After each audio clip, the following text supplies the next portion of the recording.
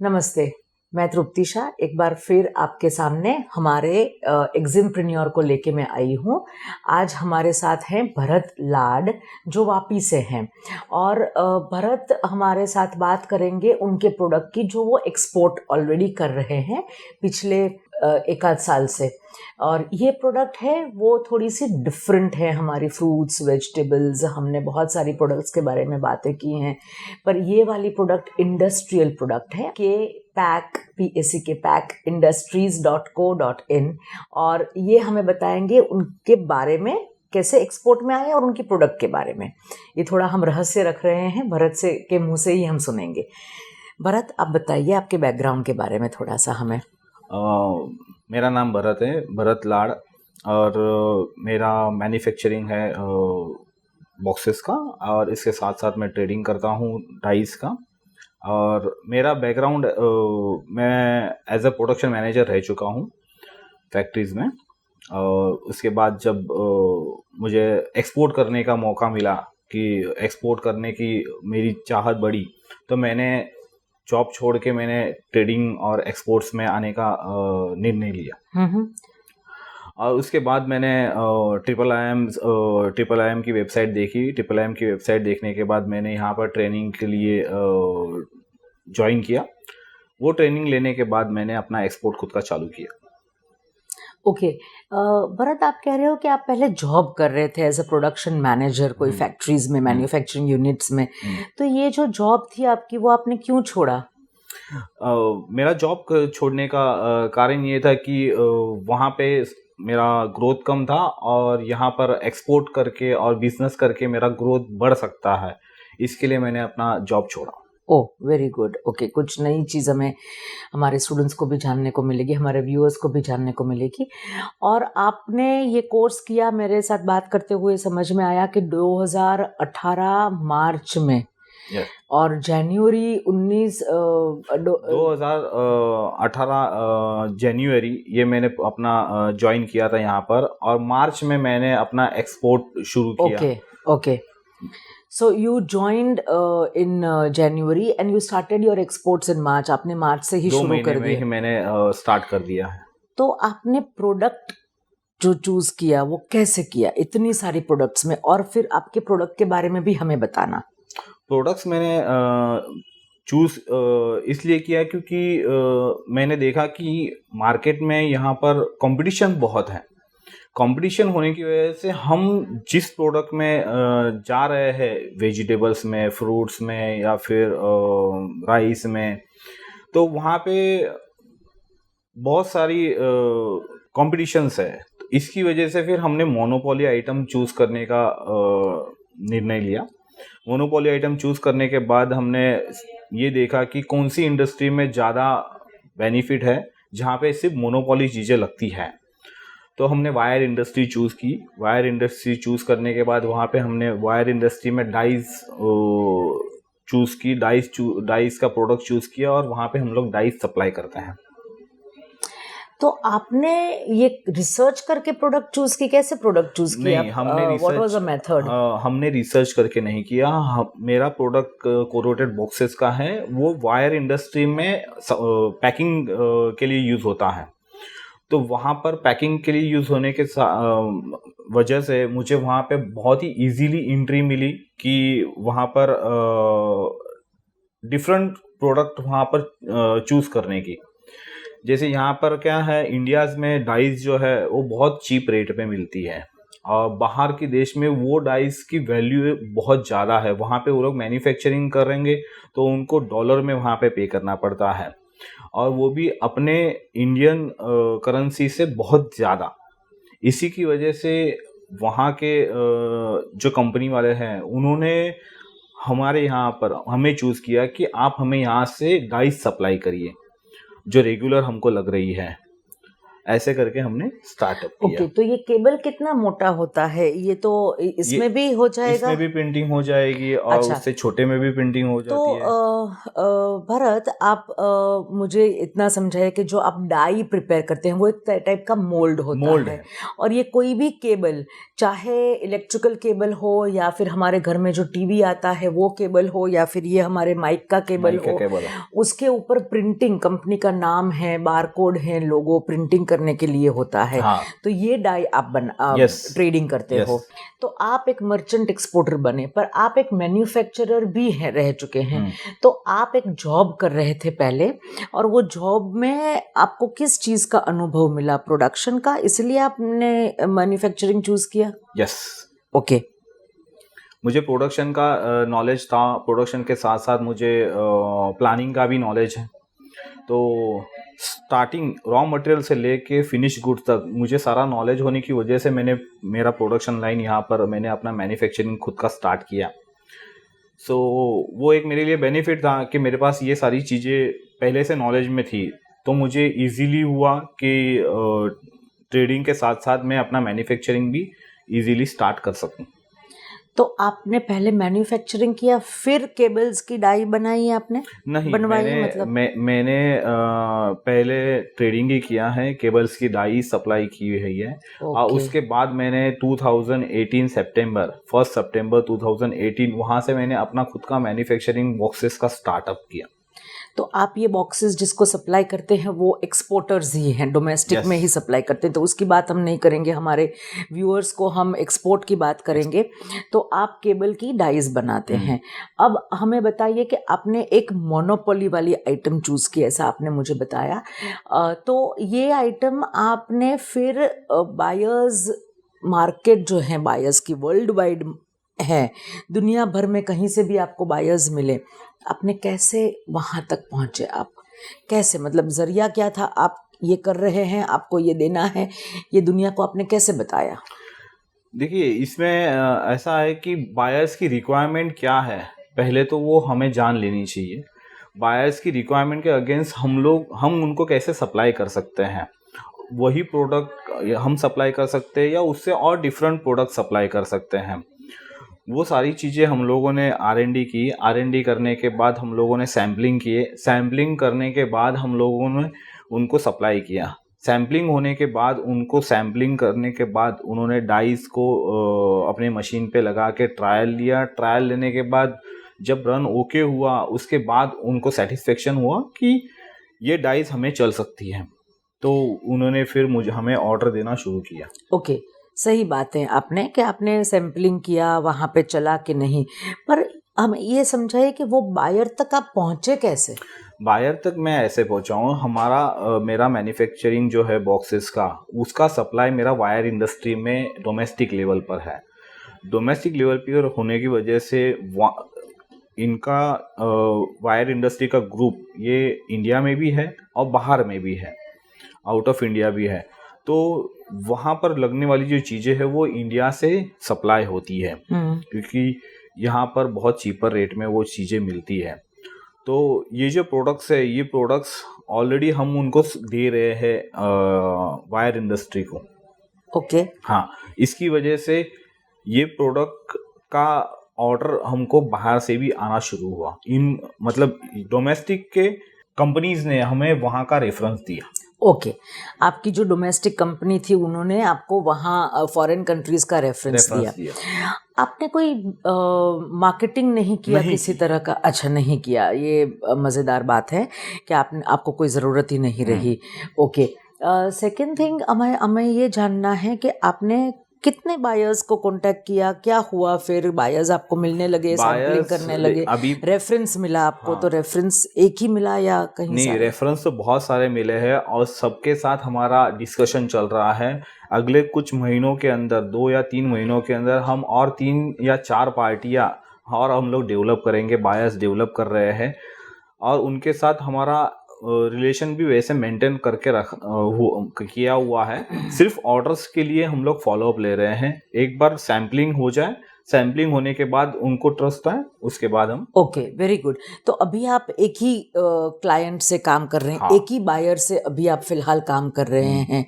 आपने कितने कंसाइनमेंट भेजे होंगे इस बायर को? बायर्स को अभी तक हम लोगों ने 20 कंसाइनमेंट भेजे हैं। ओके, 20 कंसाइनमेंट भेजे हैं। और ये बायर आपका कहाँ का है? ये बायर मेरा दुबई का है, अबू धाबी, वहाँ पे है। तो ये लोग अलग अलग टाइप के केबल्स बनाते हैं अच्छा बनाते हैं, और आपकी डाइज इस्तेमाल करते हैं अपना लोगो बारकोड वगैरह छापने के लिए, प्रिंट करने के लिए। All right. अभी आपको ये जो 20 कंसाइनमेंट आपने किए हैं, हमारे दर्शकों को ये जानना है इसमें से कि आपने बायर से बात की, रेफरेंस मिले, अच्छा हुआ सब कुछ, पर आपको पेमेंट टर्म्स और इनको टर्म्स कैसे तय की, वो डिस्कशन कैसे हुआ, वो मुझे पेमेंट टर्म्स के मैं आपको बात बता दूं। जब फर्स्ट टाइम हम लोगों ने सैम्पलिंग की, ठीक है, उस टाइम पे हम लोगों ने उनको एडवांस पेमेंट से बात की थी, लेकिन उन्होंने वो डिसएग्री करके उन्होंने पहले सैम्पलिंग करवाया हमारे पास से। हमने सैम्पलिंग किया, सैम्पलिंग करने के बाद जब उनको सैम्पलिंग ओके हो गया, अप्रूव्ड हो गई पूरी डाइज, उसके बाद उन्होंने हमें ऑर्डर दिया। ऑर्डर देने के विद इन द 15 दिन के बाद हमको उन्होंने पेमेंट दिया, सप्लाई होने के बाद।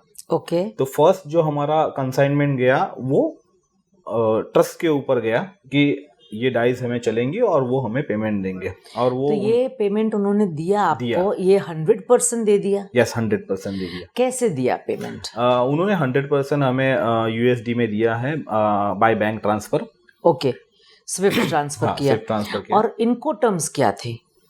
हमारी इनको टर्म्स एडवांस पेमेंट की थी। इनको टर्म्स कैसे आप भेजोगे? आपने जो कंसाइनमेंट हमने जो कंसाइनमेंट भेजने का था वो हमारा FOB था। Okay, all right.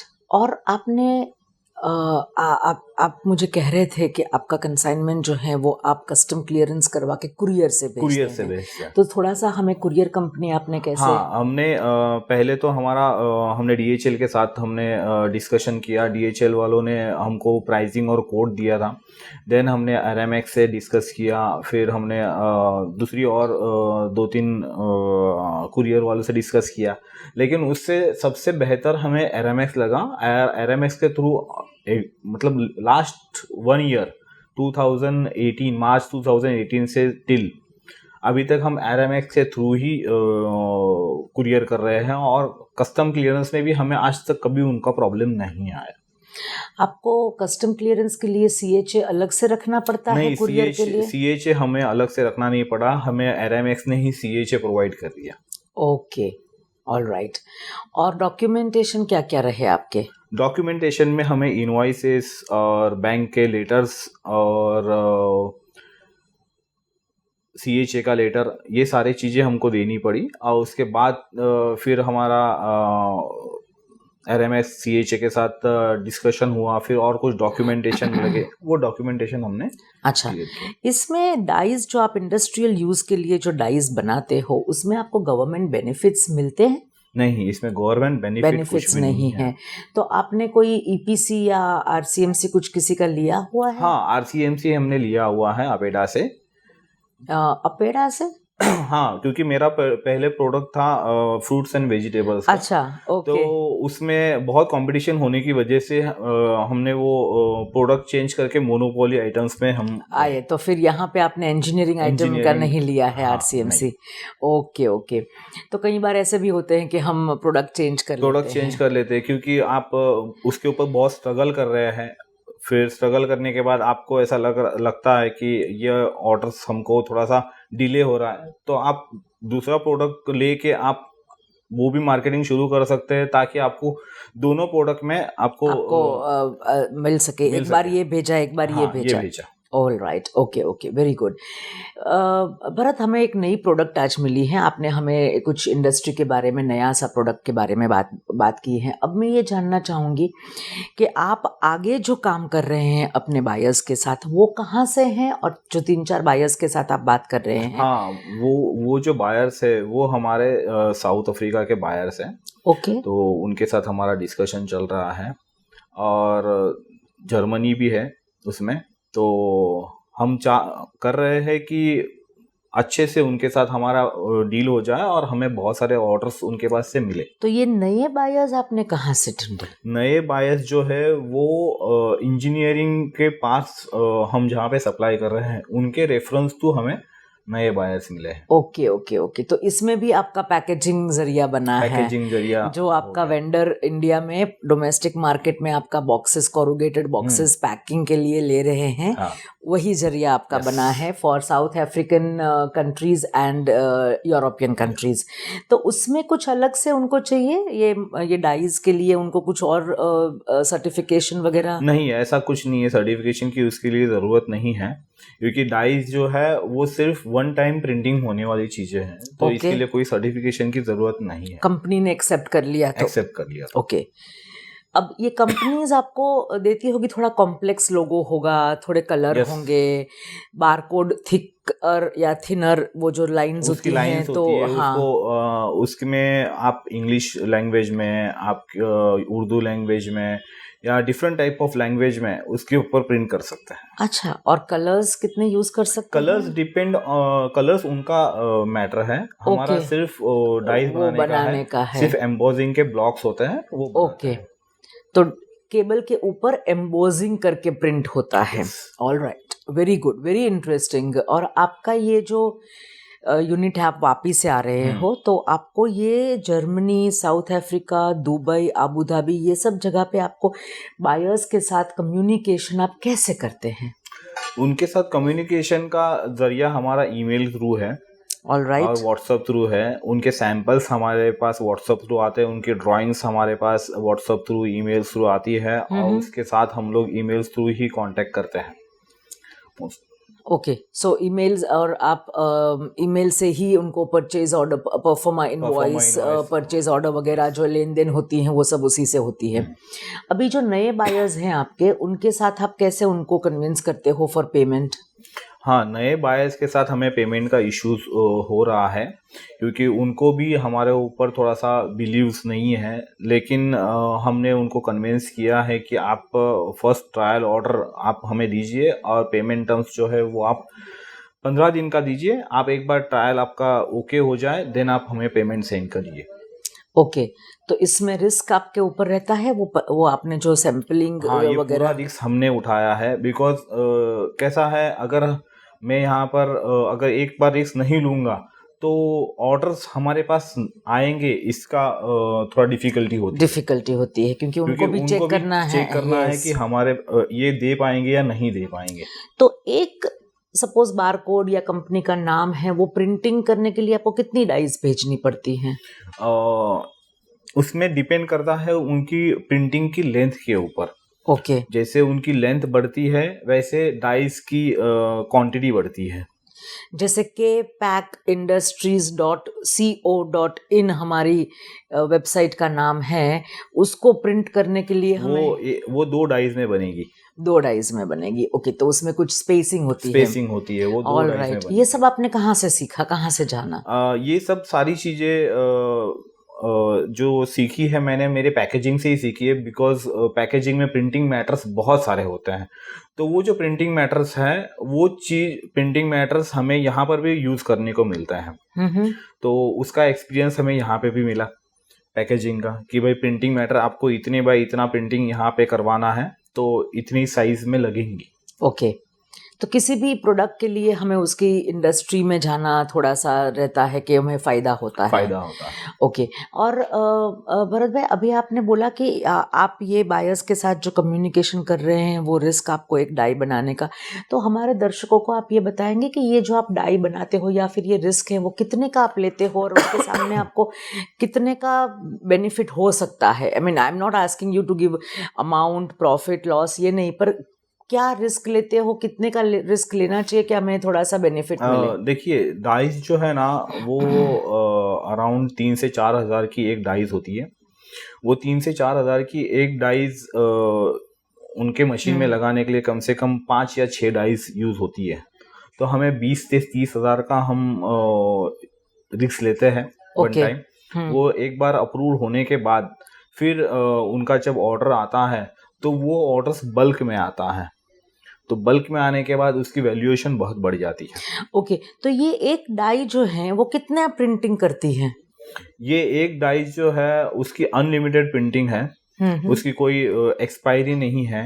अगर डाई टूट जाए तो ही वो एक्सपायर है, अदरवाइज डाई प्रॉपरली यूज हो तो उसमें ऐसा कुछ नहीं है कि तो फिर इसकी वो क्यों expire- हमें मल्टीपल ऑर्डर देना हाँ, चाहिए? मल्टीपल ऑर्डर वो हमें इसलिए देते हैं कि हर बायर की नई नई रिक्वायरमेंट्स है, ओके, इसी के लिए वो हमें नए नए ऑर्डर्स और नए नए डाइस का ऑर्डर्स ओके, देते हैं। तो मतलब कि उनके पास केबल अलग अलग प्रकार के होंगे, उसकी वजह से उनको वहां पे नंबरिंग नंबरिंग वगैरह, करनी कोडिंग या पड़ती है। नाम लिखने यस, के लिए, ताकि वो आइडेंटिफाई हो हाँ, सके। बिकॉज वो 2 mm से लेके उनके पास 50 mm, 60 mm, 100 mm तक के ओके, तो डाइस, उसके अलग अलग डाइज होती हाँ, हैं। उसकी ऑल सबके राइट, अलग अलग डाइज और नंबरिंग होते हैं। ओके। भरत भाई, अभी आप आगे क्या करना चाहोगे? अभी एक्सपोर्ट में आप आए हो तो एक्सपोर्ट में देखिए, एक्सपोर्ट में अभी आया हूँ मैं और मुझे एक्सपोर्ट एक्सपांड करना है। उसके लिए अभी मैं ऑलरेडी प्लानिंग कर रहा हूँ कि और बिजनेस को थोड़ा एक्सपांड करूँ, जिससे मैं तो करूँ ही करूँ, मेरे पीछे जो मेरी सप्लाई है, सप्लायर चेन है, उनको भी बेनिफिट हो। क्योंकि इंडिया में वो सप्लाई जो कर रहे हैं वो बहुत ही लोअर लेवल पे कर रहे हैं, और बाहर जो कर रहे हैं उसका ग्रोथ ज़्यादा है और वहाँ पे इनकम सोर्स भी ज़्यादा है। तो आप चाहोगे कि आप एक्सपोर्ट में ही रहे, यस, एंड आप अपने सप्लायर्स को भी आगे लाना चाहोगे। Yes. वेरी वेरी बहुत उम्दा विचार हैं आपके। और आप एक्सपोर्ट में ही रह के अभी आगे इसी इंडस्ट्री में आगे जाना हाँ, चाहोगे? इसी इंडस्ट्री में आगे जाना चाहेंगे, क्योंकि यहाँ ये इंडस्ट्री में ऐसा है कि एक ही पार्ट्स नहीं लगते हैं, इसमें बहुत सारे डिफरेंट डिफरेंट प्रोडक्ट्स भी लगते हैं। तो हमारा उनके साथ डिस्कशन चल रहा है कि आप हमें और भी कुछ प्रोडक्ट्स दीजिए, ताकि जैसे? वो हम यहाँ से सप्लाई करें। ऑयल है, ग्रीस है, इस टाइप के मशीन के लिए जो भी लगने चाहिए। वाली चीज़ें हैं, वो हम उनसे डिस्कस कर रहे हैं। ओके। और हमारे दर्शकों को आप क्या कहना चाहोगे? क्या ज़रूरी है एक्सपोर्ट के अंदर कोई एक ऐसी चीज़ के जो आपको वो बार बार आपको अपने दुबई, अबू धाबी में जो आपके क्लाइंट हैं, आपके बायर हैं, उनको आपने 20-25 कंटेनर ऑलरेडी भेज दिए हैं, कंसाइनमेंट्स, तो ऐसा क्या है आपके काम में? कैसा है? हमारे दर्शकों को कुछ मैसेज देंगे आप? देखिए, मैं आपको बताना चाहूँगा कि आप आपके बायर के साथ एक फ्रेंडली रिलेशन बनाइए।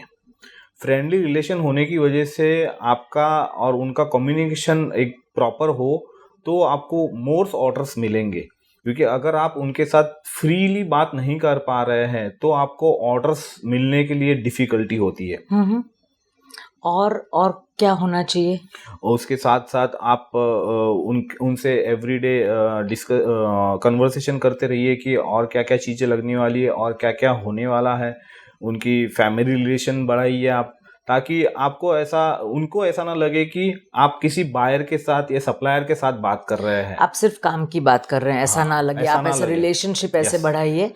और उन्होंने आपको मल्टीपल ऑर्डर्स दिए हैं, तो ऐसा क्या उनको आपकी प्रोडक्ट में लगा कि वो आपको बार बार ऑर्डर्स दे रहे हैं? हाँ, प्रोडक्ट्स में मैं आपको बता दूं कि हमने प्रोडक्ट के ऊपर रिसर्च किया तो हमने ये जाना कि हमारा प्राइसिंग लेवल जो है वो दूसरे के मुकाबले कम है, इसीलिए बहुत सारे ऑर्डर्स हमें डाइवर्ट हुए हैं। तो हमारा मार्जिन थोड़ा कम करके और ऑर्डर्स बल्क में लेने की कोशिश करते हैं, जिससे हमारा एक्सपोर्ट बढ़े। ऑल राइट, तो इससे आपको कोई लॉस वगैरह कुछ नहीं है। ओके, तो आप कंफर्टेबल हो? कंफर्टेबल है। हमारे दर्शकों को ये भी एक बता दीजिए, आगे आपने बोला कि आप एक्सपोर्ट में ही रहना चाहोगे, मशीनरी की इंडस्ट्रियल सप्लाईज में ही आप रहना चाहोगे, इसी इंडस्ट्री में।